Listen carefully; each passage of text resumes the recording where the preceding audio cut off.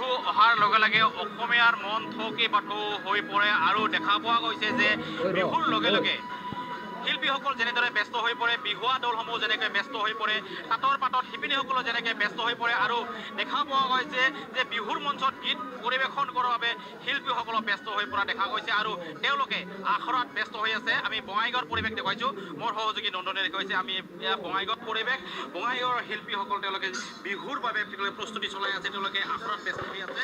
বঙাইগাঁৱৰ সুকন্তি গায়িকা অনামিকা নাথ শৰ্মা আৰু ৰঞ্জিত পাঠক তেওঁলোকে সাজু হৈ আছে।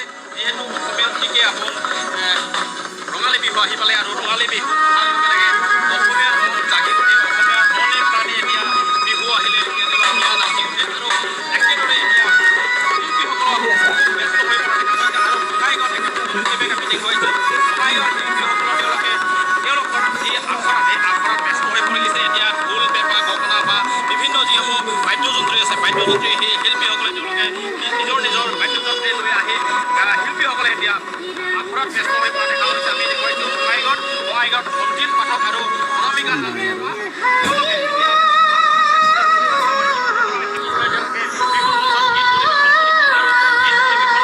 তেওঁলোকে এতিয়া তেওঁলোকৰ ঘৰৰ চোতালত এক সুন্দৰ পৰিৱেশ, প্ৰাকৃতিক পৰিৱেশৰ মাজত তেওঁলোকে চোতালত এনেদৰে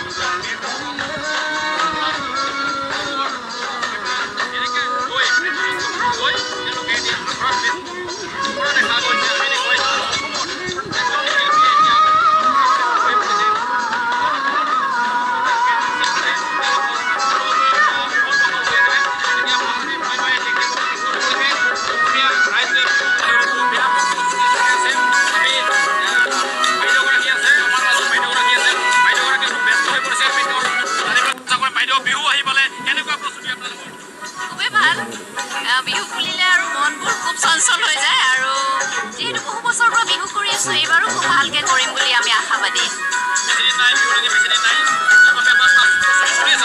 প্ৰস্তুতি আমাৰ প্ৰায় শেষেই হ'ব আৰু খুব ভাল প্ৰস্তুতি এইবাৰ। নিশ্চয় অসমৰ বিভিন্ন মঞ্চত আমি গাবলৈ যাম।